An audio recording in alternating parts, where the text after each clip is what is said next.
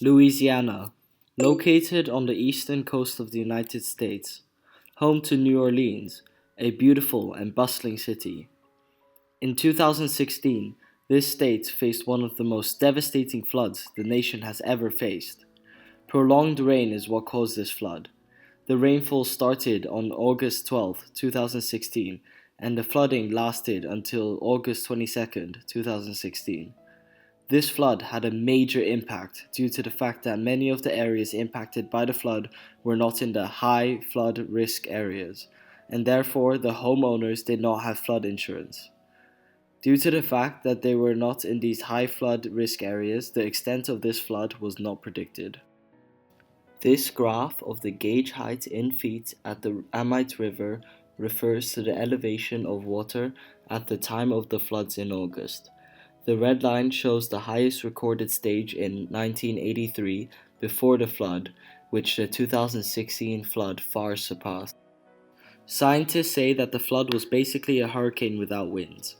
The main cause of the flood was heavy rainfall, and there had been heavy rainfall for 39 hours straight. Humidity levels in the region were skyrocketing. The storm squeezed the moisture out, turned it to condensation, which then was returned to the ground as rain. Floods are not unknown in South Louisiana, and although the weather reports predicted heavy rainfall, most people did not think that the water would reach high enough levels to enter their homes. The economic costs of this flood were over $8 billion. Not only homes, but businesses were destroyed, which just increased the cost of this flood. On top of this, a lot of wildlife was destroyed as a result. This heat map shows the estimated rainfall on the 12th of August 2016. The NWS New Orleans has based these estimations upon a combination of rain gauges, radar-based estimates, and forecaster quality control. As you can see, the parishes that we have mentioned earlier have severely high rainfall levels colored in dark red or pink. Rain started on August 9th as scattered thunderstorms moved in advance of a slow-moving storm system to the east. As that storm moved closer to Louisiana and Mississippi, rainfall totals increased dramatically. On August 11th, parts of southern Louisiana and Mississippi observed more than 6 inches of rain. On August 12th, Baton Rouge observed a non-stop battering of thunderstorms resulting in 11.24 inches of rain.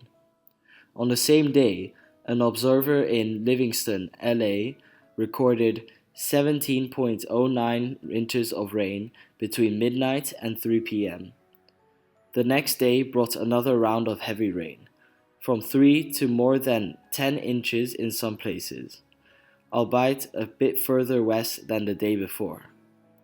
Then, Watson, LA, about 20 miles northeast of Baton Rouge, experienced an astounding 31.39 inches of rain from the storm.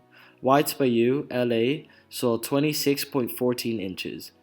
Livingston ended up with 25.52 inches. Baton Rouge only received over 19 inches.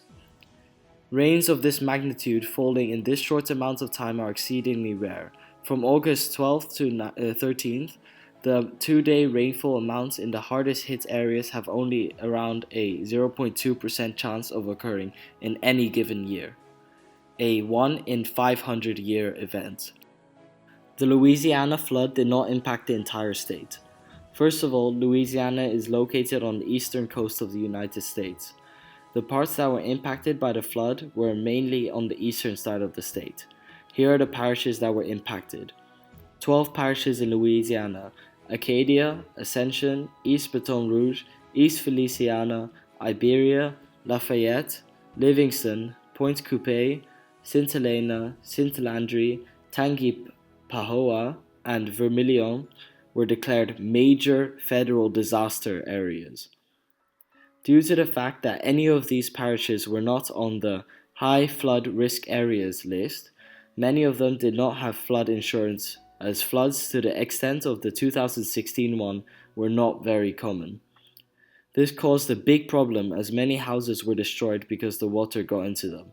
Not only houses, but also many businesses were destroyed.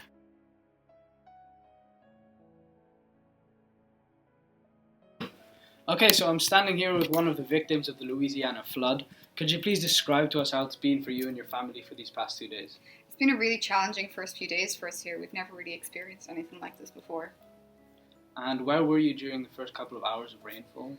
I just gotten back from picking my daughter up from dance classes, sitting in the living room thinking, oh God, when is the rain going to stop?